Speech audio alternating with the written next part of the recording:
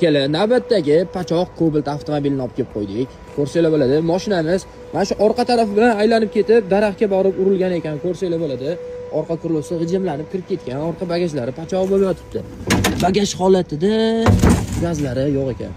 Udar zo'r bo'lgan, sababi bu yoqlarga deformatsiya berib yuborgan. Ko'rsanglar bo'ladi, kraskalari ko'chib ketgan. Bu yoqlarda ikkita eshiklar yaxshi turibdi.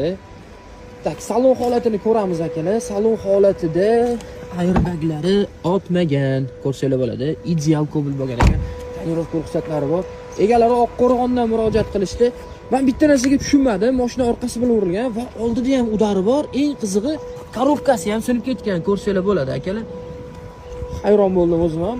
Hech bunaqasini ko'rmaganman. Sababi orqa tarafda urilgan, oldi bilan bersingan, korobkasi sinib ketgan.